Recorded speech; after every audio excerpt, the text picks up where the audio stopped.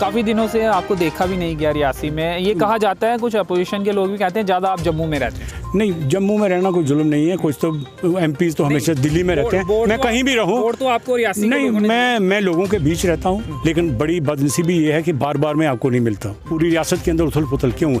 लोग घबराए हुए हैं। हॉरिजेंटल, वर्टिकल, ईस्टर्न, वेस्टर्न, इस तरह की कॉन्स्टिट्यूंसीज बनी है। कटरा वालों ने रियासी को हमेशा माना।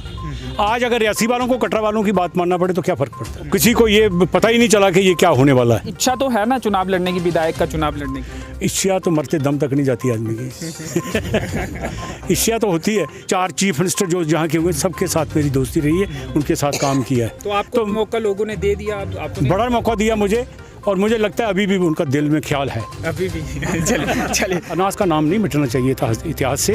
अनाज कॉन्स्टिट्यूंसी और पौनी को जोड़ करके एक कॉन्स्टिट्यूंसी बन सकती। उन्होंने मुझे आदेश जारी कर दिया कि दोनों सीटें आपके हवाले हैं, खुद लड़ो, लड़ाओ, जो करना करो। कहीं दोनों पे खुद तो नहीं उतर जाओगे? श्री माता वैष्णो देवी से लड़ेंगे या रियासी से लड़ेंगे? अभी आपने पत्ते खोल दीजिए। नहीं, अभी मैं कभी नहीं खोलूंगा। श्री माता वैष्णो देवी तो दोनों, अगर ये फाइनल रिपोर्ट मेरे लिए तो दोनों ऑप्शंस खुले हैं। और आपको नहीं लड़ाना है, नहीं लड़ना तो नहीं लड़ना है। फिर जब वो कहेंगे नहीं लड़ना है तो फिर नहीं लड़ना। पेट्रोल और 240 रुपए लीटर कर दिया। आप थोड़ा ज्यादा बोल रहे हैं। आप अपोजिशन के नेता हैं, अभी कम है, 100 के अंदर है, अभी आप ज्यादा बोल रहे हैं। नहीं, कोई बात नहीं, कोई बात नहीं। अपोजिशन को थोड़ी सी छूट होती है, वो 2-4% आगे पीछे कर सकता है। मुझे गिला रहेगा कि ये मेरी जो कॉन्स्टिट्यूंसी जो है डीडीसी मेंबरशिप की, ये इनको नहीं तोड़नी चाहिए थी। मैं रियासत जम्मू कश्मीर का बाशिंदा हूँ, मुझे रियासत की बात। मंत्री बनने के सपने आप देखते हैं? मंत्री तो बनना कोई बुरी बात नहीं है, सपने देखना कोई बुरी बात नहीं है। जो लोग सपने देखते हैं वही कभी कभी पूरे होते हैं। आप माता रानी से कुछ एरिया जो अलग कर रहे हैं तो मैं उसका ऑब्जेक्शन तो करूंगा, जरूर करूंगा। एक कॉन्स्टिट्यूंसी इन बिटवीन बन सकती थी, लेकिन इन्होंने तारीखी नाम मिटा दिए। इस बात का मैं विरोध है। कमीशन की तारीफ तब करूंगा जब मेरी पब्लिक डोमेन में आएगी, लेकिन इस वक्त मैं सुन रहा हूं तो अच्छा ही है। मैं अगर कोई अच्छा काम करेगा तो मैं अच्छा ही कहूंगा।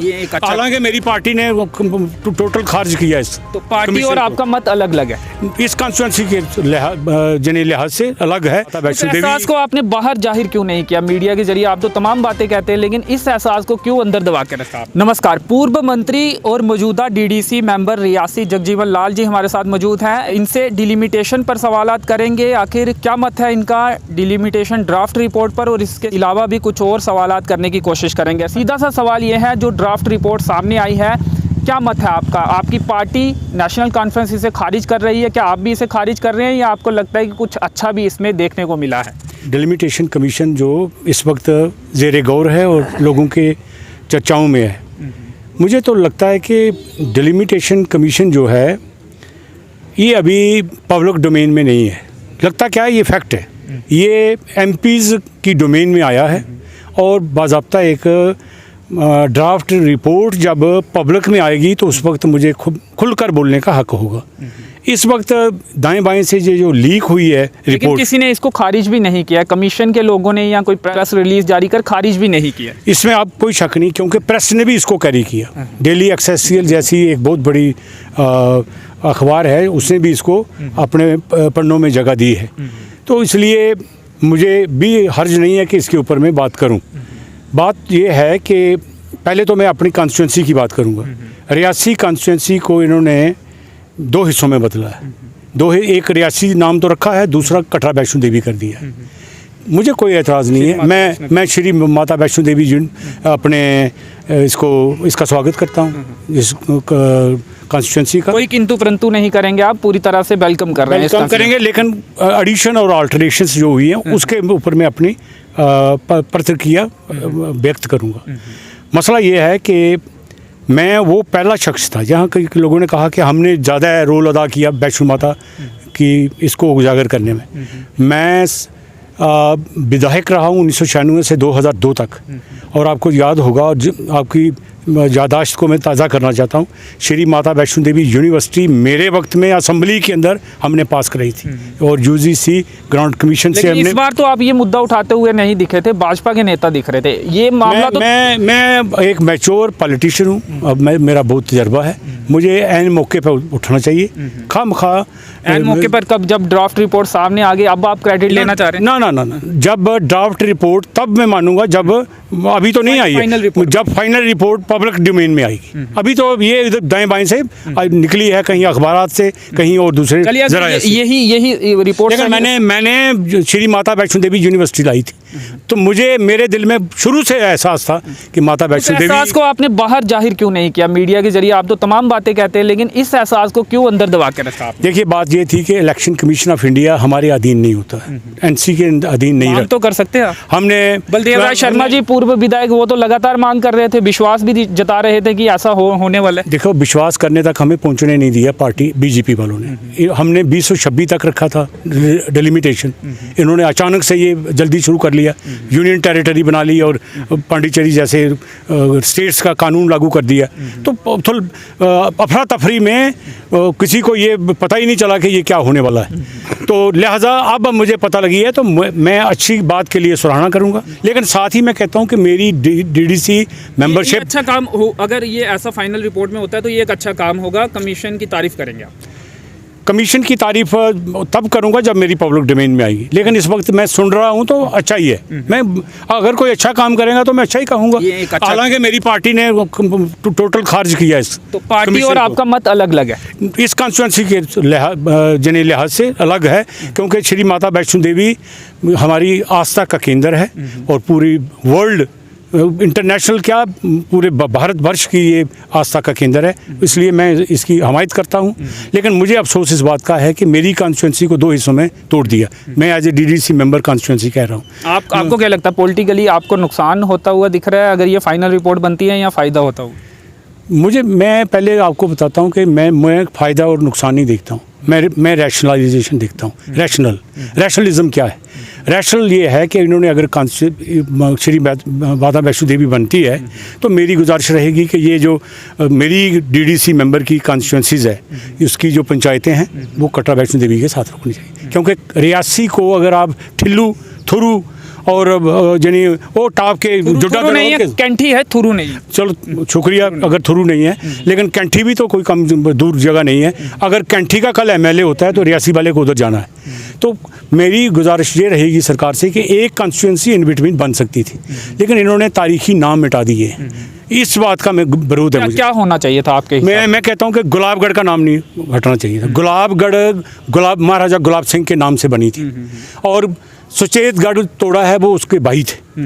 उधर सुचेतगढ़ का भी सत्यानाश कर दिया, इधर हमारा भी गुलाबगढ़ का भी कर दिया।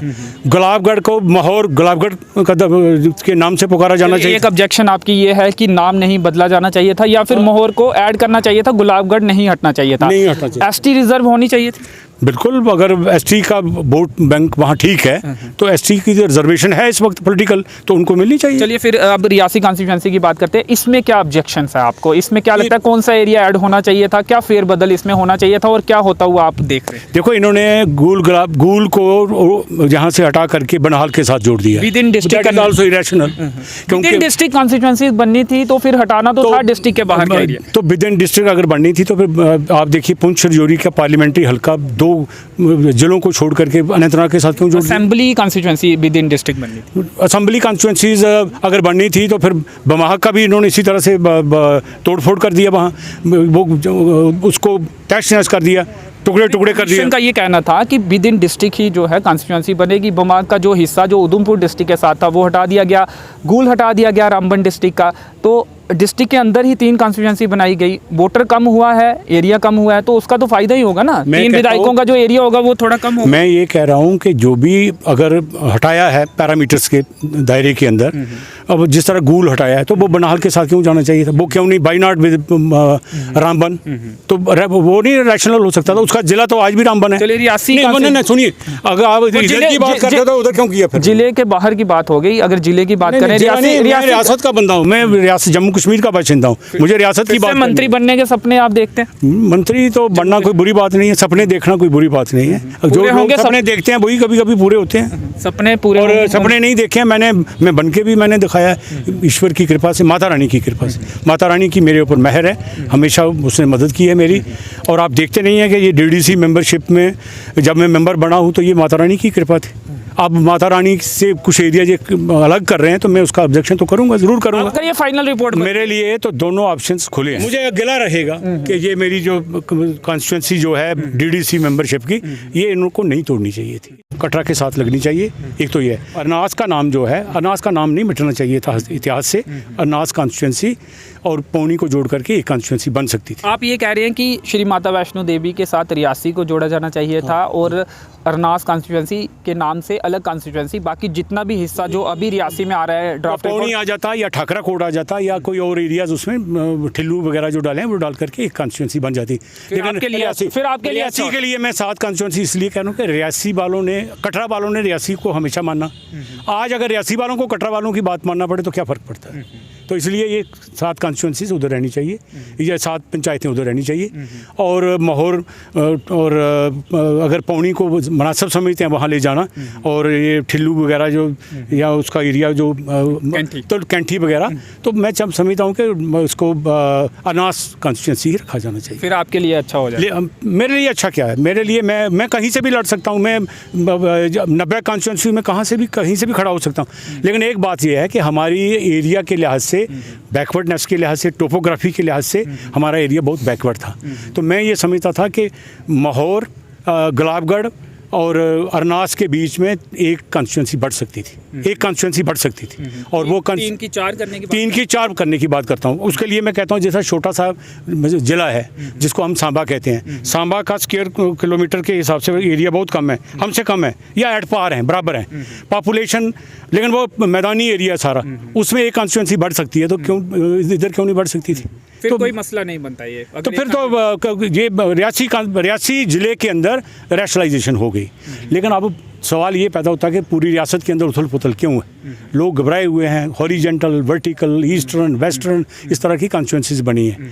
मेरा मशवरा रहेगा, मैं इस वक्त एक ऐसी स्टेज में खड़ा हूँ कि मैं मशवरा देता हूँ। मैं कोई आलोचना कम करता हूँ, मशवरे ज़्यादा देता हूँ। मेरा इलेक्शन कमीशन को और पार्टी बिलखसूस भाजपा को, भाजपा जाहिर करा रही है कि ये भाजपा कमीशन बन गया है।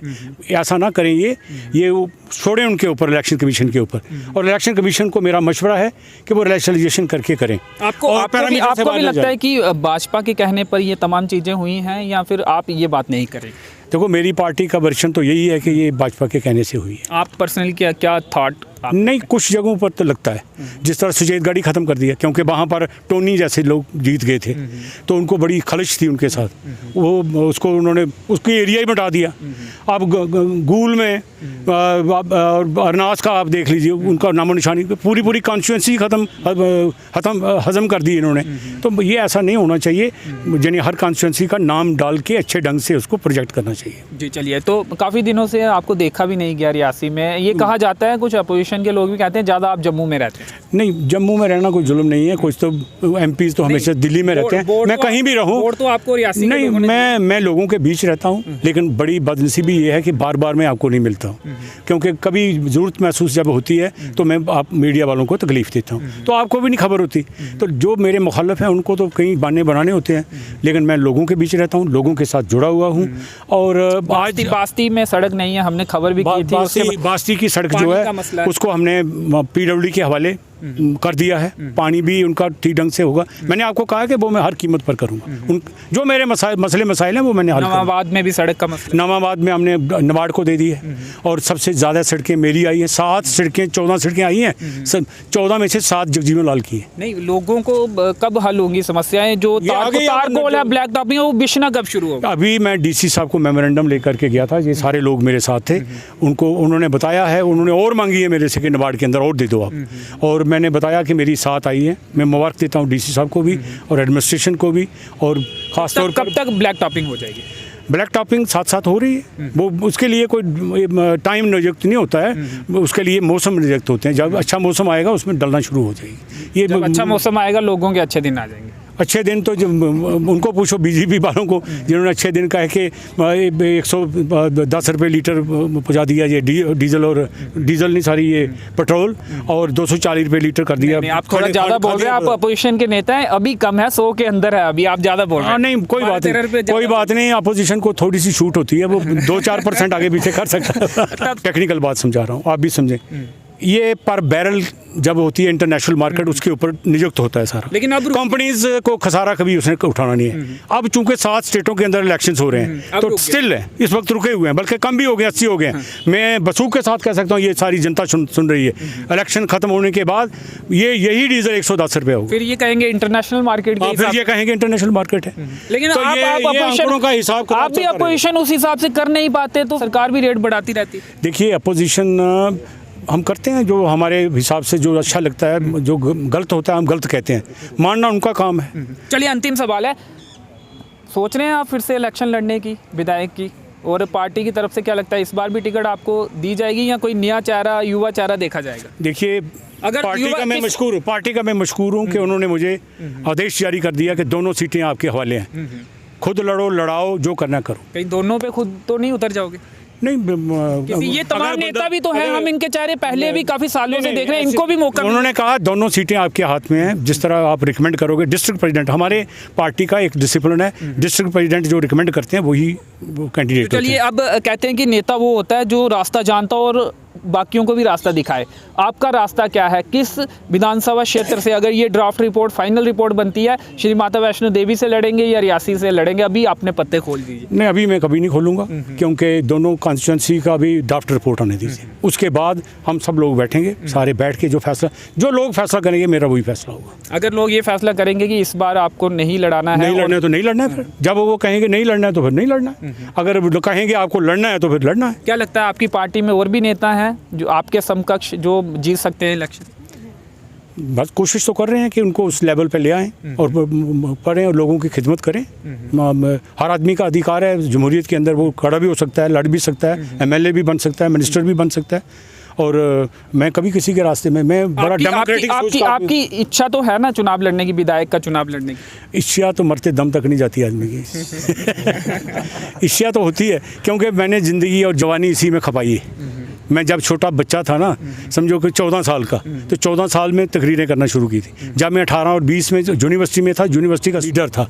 और जब तब से लेकर के मैं बड़े बड़े आंदोलन जो हुए हैं, बड़े 6 के 4 चीफ मिनिस्टर जो जहाँ के हुए, सबके साथ मेरी दोस्ती रही है, उनके साथ काम किया है। तो आपको मौका लोगों ने दे दिया, आपको बड़ा मौका दिया मुझे, और मुझे लगता है अभी भी उनका दिल में ख्याल है, अभी भी। चलिए, तो सपना जरूर है फिर से विधायक बनने का और शायद मंत्री बनने का भी हो। जगजीवन लाल जी DDC मेंबर हैं और पूर्व मंत्री रहे हैं, हमसे बातचीत कर रहे थे। डिलिमिटेशन जो रिपोर्ट आई है, हालांकि नेशनल कॉन्फ्रेंस ने पूरी तरह से खारिज किया है, लेकिन इनका कहना है कि ये पूरी तरह से खारिज तो नहीं करेंगे, लेकिन कुछ सीटों पर ऐसा होता हुआ दिख रहा है कि ये जो रिपोर्ट है ये बीजेपी की मर्जी से बनाई गई है। तो चलिए, फिलहाल इस इंटरव्यू में इतना ही। मेरे सहयोगी संयम के साथ मुझे दीजिए अनुमति। धन्यवाद।